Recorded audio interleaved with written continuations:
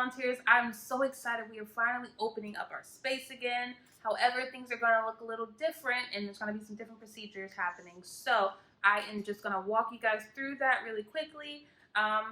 Let's get started.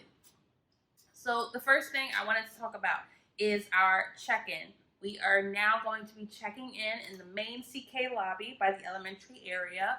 When you guys get there, there's going to be a temperature check that you guys are going to do. They're going to do a wellness check with you, as well as make sure that you are sanitizing your hands right there.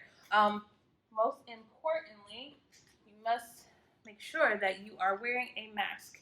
If you do not have one, or if you forget it at home, because it happens, we will have some right at the main in the main lobby for you. So just let the person know at the check-in desk that you need one, and they'll make sure that you have that. The other thing I wanted to point you guys to are these two signs right here. This space is now limited to 6 children and 4 volunteers, and this is just to make sure that we are staying in line with the CDC social distancing guidelines.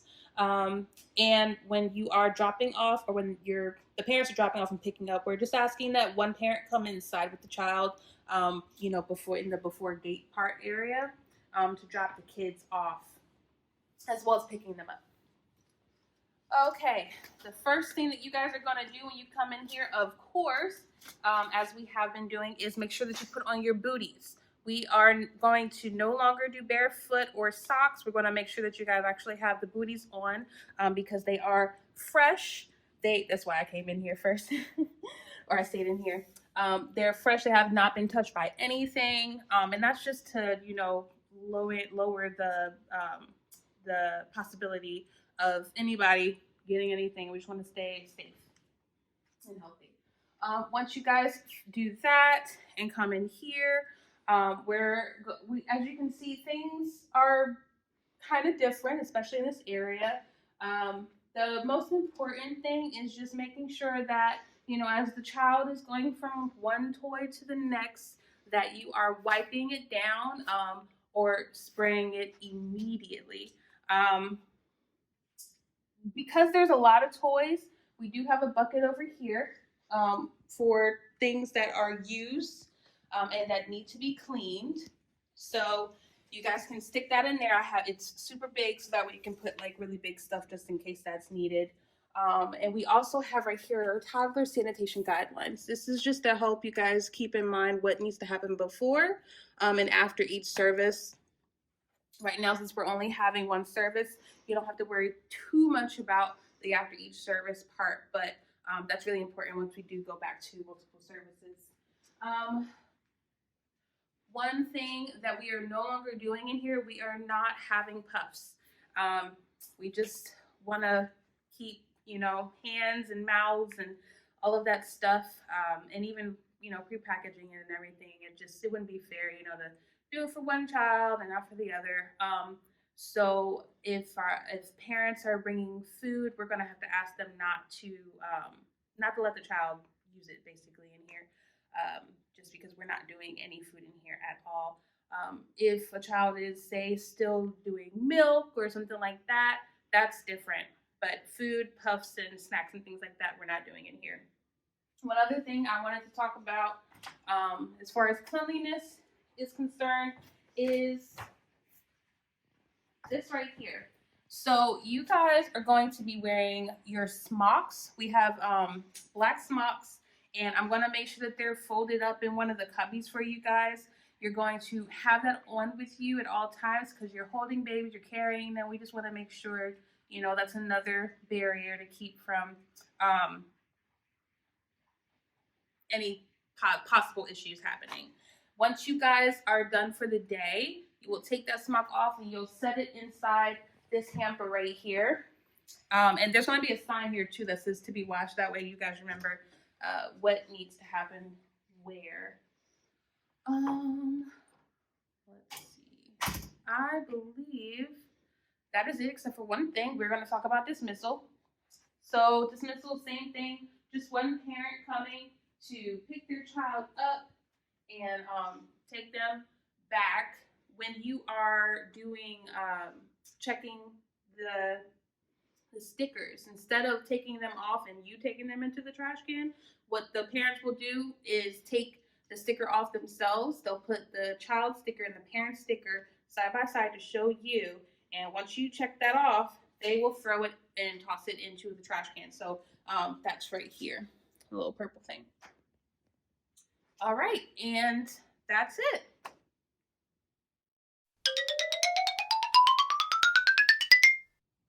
Okay, so some general information for just all across the board for all ages. We are going to talk about a few things. So first thing is we want to make sure that children have no personal items, aside from a few things that I'll show you in a second. So that would include toys from home or food and snacks. If they have any food and snacks, they're going to need to either finish it with their parent before they get dropped off, or the parent's just going to have to keep that with them. So this would be the only thing that would be allowed. Let me explain that a little bit. So basically, if say a child, especially an infant and toddler area, need change of diapers, change of clothes, maybe wipes or anything like that, they're going to be able to fit all of their things into a gallon Ziploc bag. The only exception for food would of course be formula or drinks, you know, if the parent has that for the child. We want to make sure that they have their name on everything, so when they are leaving, we're giving them their stuff as well. So this is just an example of what that could look like. It could have pacifiers in it. That's totally fine, just as long as it's not like a toy, you know, something that they could play with, because that's just an extra thing that would have to, you know, you guys would have to worry about. We don't want you guys to have to worry about that. The next thing I wanted to talk about was wiping down things throughout the service. So when a child, especially in the younger ages, infant through twos, when a child is finished maybe sitting on something or playing with something, we want to make sure that we're immediately wiping it down with Lysol and then giving it the proper drying time.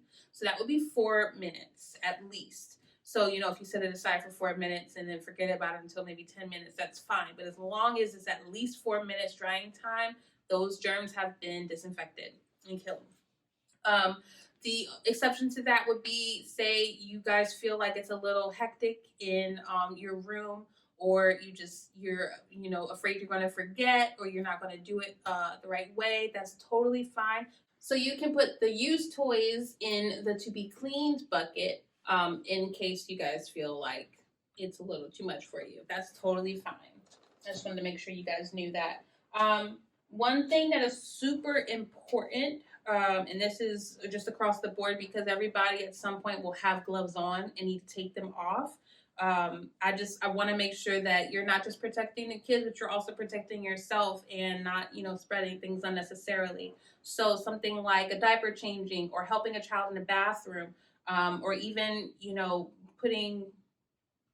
doing whatever it is where you feel like you need to wear gloves. We want to make sure we're taking them off the right way. So I just wanted to show you guys, just in case, you know, you're not really sure, and just making sure that you guys are being as safe as possible. So when you're taking your gloves off, the first one, you're going to want to pinch it like this between your two fingers. You're going to want to roll it off so that nothing on the outside is touching your fingers. And once you're finished taking this one off, you're going to keep this just like that. You're going to take 2 fingers underneath the glove on the other side, and you're going to roll that down.